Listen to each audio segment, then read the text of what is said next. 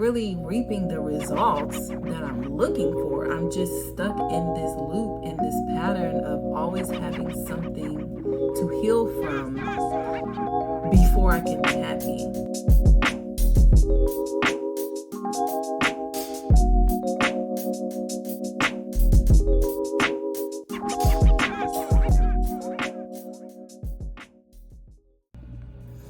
Hey everyone, welcome back, welcome in, welcome to my channel. If you are new here, because this is my new platform, and or you are new to me, I'm Joelle, founder of lifestyle blog themusings.com, where I share and create content on wellness, empowerment, and self-care.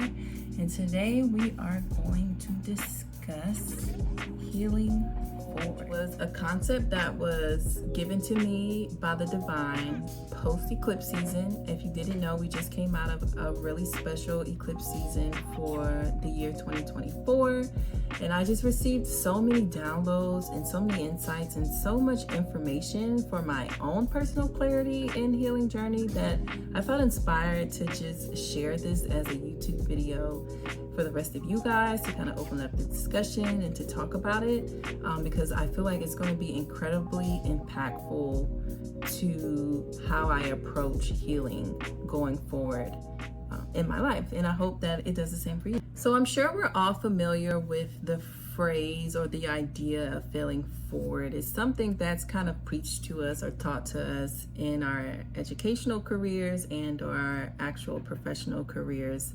It's the concept that when we fail, we should use those failures and use those experiences as stepping stones towards success. It's a concept that I think I grasp and put into action pretty well in my personal life. But for some reason, I posed a question to myself like, I know that we ought to fail forward, but can I apply that to my healing process? Is there a way to heal forward? And here's how I got to this question. For those of you who are new to me and new to my journey and new to who I am, I just turned 30 in May. I just had 2 daughters in the past 2 years. I just bought a house in the past 2 years, and I also just got married in the past 2 years. So essentially everything about my life within the most recent 3 to 5 years has changed. I'm literally living a whole new life. Like, I'm having this aha moment as I'm saying it. My entire life is different. And a lot about my life right now, it's composed of the very things that, like, I journaled and I cried and I worked and I wept for years and years to get. And now that it's all in my life, it's almost as though I hadn't been responding to it with as much vigor and as much excitement and with as many smiles on my face as I expected. So much so that it caused me to reflect and just introspect to try to get to the bottom of why that was.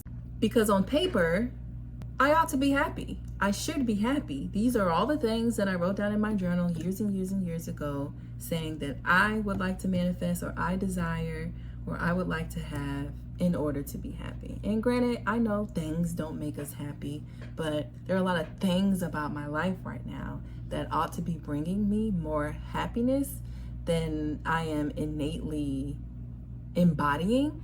And I realize now, after the clarity of the eclipse, that this is due to my addiction to healing. And what I mean by that is, am I so wrapped up in the process of constantly healing from my past that I actually never arrive as a healed person or a healed woman to my life, which is my ultimate desire. And now that I'm 30 and I've just embarked on a new decade, I just really wanted to figure out if there was an ideal way to go about healing. Sure, I just don't want to wait to be happy anymore, and I don't want to feel held back. I don't want to feel hindered. I don't want to feel lost in the sauce. I don't want to feel hesitant. I just simply want to embody bliss. And I feel like I have enough things in my life that I ought to be embodying bliss. And because I'm still not experiencing bliss, it made me realize that I wasn't doing something right. Even though I was making a conscious effort, it doesn't mean that it was the best effort. And so I'd like to introduce to you a concept that was given to me, which is simply healing forward.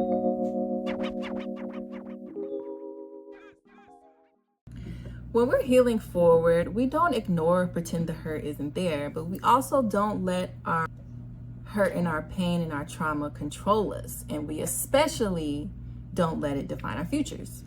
I am someone who doesn't want to be defined by their past. I'm someone who doesn't want to be defined by their pain. It's like I always postpone my happiness until like I was 100% healed. And then yet life was always presenting me something to heal from. So therefore I could never be happy. Crazy vicious cycle that it took 30 years for me to realize, oh, we have to nip this in the bud. We have to stop. I want to be happy right now, and I don't need to be 100% healed to be happy.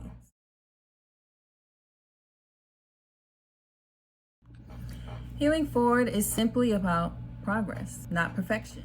Healing forward is all about healing with intention. We're not aiming to magically erase all of our pain and our woes and our worries and our burdens overnight.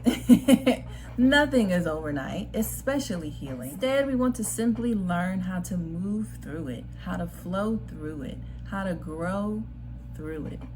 So here's a few steps that I'm currently utilizing to help myself heal forward that I'm now sharing with you in hopes that it will assist you in your journey to healing.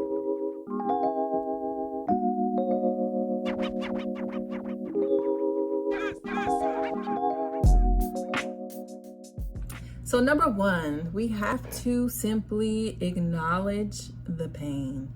Honestly, girl, we cannot heal what we refuse to face. We have to first identify that something is there and something is wrong and something needs to be fixed in order for the healing process to be initiated. So if you're someone who likes to internalize things a lot or likes to deal with things on their own and doesn't like to speak their mind or doesn't like to wear their emotions on their sleeve and will rather just push things under the rug and leave things unsaid, I encourage you to not do that. I encourage you to face reality, the non-judgmental mindset. We're all healing through something. And so it's much easier and it's more beneficial to simply acknowledge that so that it can be addressed and you can move forward. Unhealed trauma is something that just sits and festers. It's not something that just hangs out in the corner quietly, and is unassuming and doesn't affect anything in our lives. Oftentimes, unhealed trauma is maybe sitting there quietly, but she is tearing up the spot. Oftentimes, it doesn't just affect us. It affects our household. It affects our spouse, our mate, our partners. It affects our children and how we parent. It affects our relationship with our immediate family. It just affects how we respond to life. Number two, seek support, girl. Support will look different for everyone. Maybe you like therapy. Maybe you like family constellation therapy. Maybe you like calling your homegirl on the phone. Maybe you like talking to your mom or talking to your dad or talking to your sibling or making connections with a friend or dishing it all out online or journaling about it or doing something creative. Whatever works for you, boo, do that. But the main thing that I want to stress here is that we do not have to suffer in silence, especially when it comes to our trauma and our pain. I think for me, and this is just my personal perspective, I'm someone who naturally internalizes everything, and I think that it does stem from my childhood and how I was raised. I was raised by a single mom that I watched do virtually everything by herself. So it naturally ingrained in me to just simply not rely on others for things, and which later led to a feeling that I ought to just be able to do and get through everything by myself. And three, it made me think that suffering was just like a natural part of life. In retrospect, I not only became addicted to the concept of just always being in some perpetual state of healing, I was also addicted to the concept of feeling like if I wasn't suffering, something was wrong, which is such wrong thinking.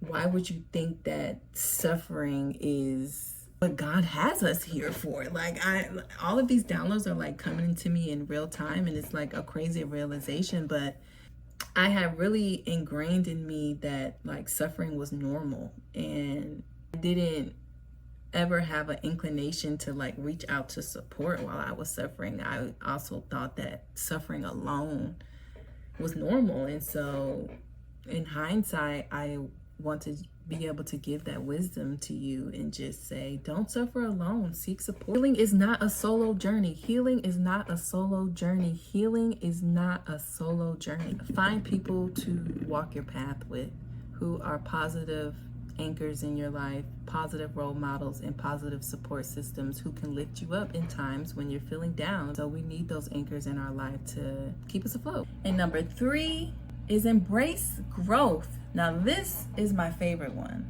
I'm always looking to grow in whatever capacity. I don't care how uncomfortable it's gonna make me.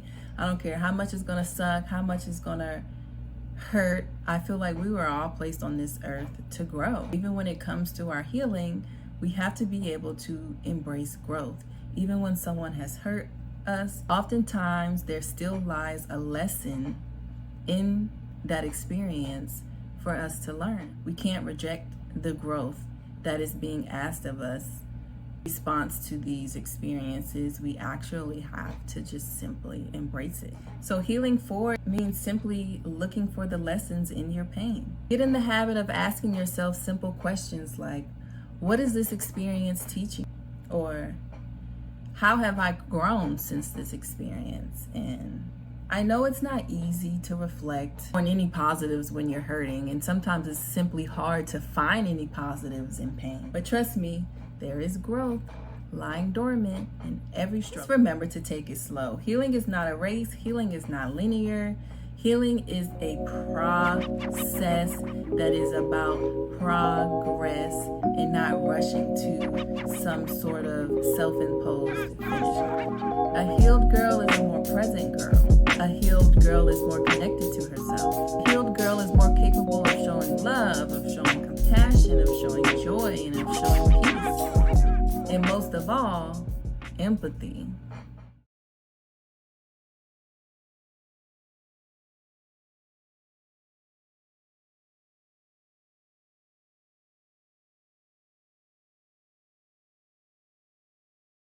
I had prepped my flat iron because I told myself that I was going to be flat ironing my hair as I did this. Like I just did a fresh blow dry, but I live in South Florida and humidity is an everyday thing. And so I'm just learning to love texture and appreciate body. And so yeah, I'm just over here looking at this like, girl, this looks good. I almost don't want to flat iron it, and this conversation is going to be so juicy.